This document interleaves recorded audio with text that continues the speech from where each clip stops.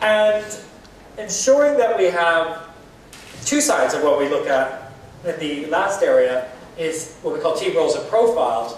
But profiling should be done at the inception. Obviously, we have a population we're working with currently, but when we actually talk about profiling, it is looking at the ways in which they engage with the organization, the way in which they want to be communicated to, not just profiling them on their strengths, and which is a word I don't particularly care for, but weaknesses. You know, that's how we profile people sometimes, strengths and weaknesses.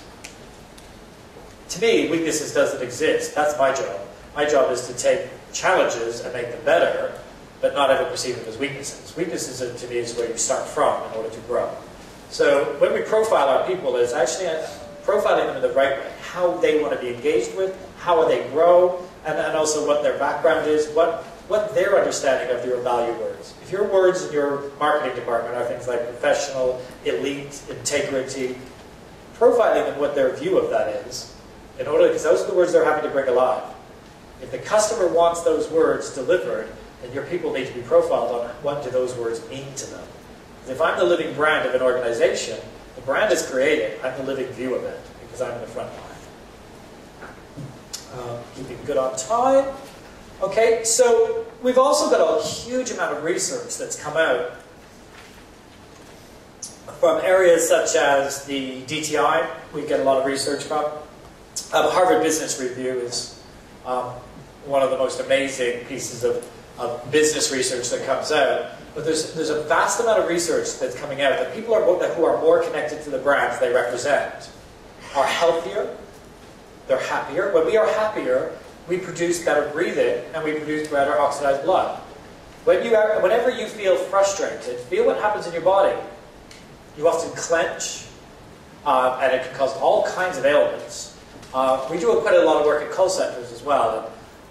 And I was a bit naive because I always thought people who work at call centers who went off on long-term sick were just having it on. And what a great way to get a 6-month holiday. Until I actually started researching ailments within the population of people dealing in the front line. And the amount of stress that people take in a call center, volumes of 80 calls a day, being constantly bombarded. And generally customers who come through a call center are not calling to say, I just wanted to say you've got the best organization, just wanted to say thank you. Generally customers who engage with them are coming from a negative perspective. So if the seating isn't correct, and they are not dealing with their emotions properly, they're actually taking on so much stress on their bodies that it can cause neck injuries, back injuries. Anytime you clench, like you get angry or frustrated, you pump blood into your heart, which holds it. And when it pumps blood, it holds it in your heart. It causes heart disease, stroke. So what we want to do is create a population of living brands who are happier, and therefore healthier. Your sickness goes down, your attrition rate goes down, because when people are engaged, why would you leave? We tend to create a family population, and people will stay longer, but they also come into work more. So, in conclusion, it's not about just saying the words, it's about creating deliverable actions. And that's that engagement between you and your marketing department. Your marketing department will only ever speak in words. If you walk around any one of these exhibition stands today, look at them. There's words all over them. That's the way marketing speaks. That's the way an exhibition stand speaks. And even working with exhibition staff in the past. I don't know about you, but I've walked through many exhibitions where I've seen people sitting on the stand, and over top of them saying, vibrant organization. Yeah, and there's somebody sitting there kind of half asleep. Has anybody seen that? Yeah. I've been on exhibition stands, and it's tough. You work really hard if you want to be the living brand for that organization. So it's even about hiring and bringing the right people along to make sure that they are showing your brand at all times. So what we want to do is make sure that words aren't remembered as much as actions. But the actions also have to be reinforced with the words. The words come first. They go into my psyche and into my memory, and they're held.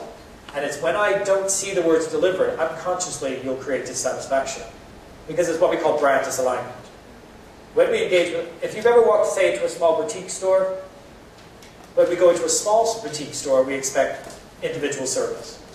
And if somebody's ignored you in that shop, you probably turn around and walk back out and find yourself in the street before you even knew it, because your brain hit brand disalignment instantly. My expectation wasn't met, I walked out. Or if you walk into a big department store, we expect anonymity.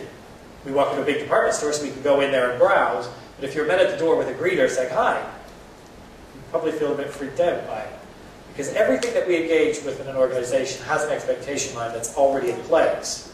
It's the instant that we engage with the individual is when it comes to life. And you have that yes-no decision. They got it right or they got it wrong. And it happens like that. So we've got to make sure our population is ready to match the values of the brand. Okay, so in conclusion, saying it and living are two very different sides of your living brand. So just to make sure that our population is ready, but ready and equipped with the training and the environment and the ways in which we communicate that environment to it, so that living brands, because all of us are living brands of an organization, and you represent it always.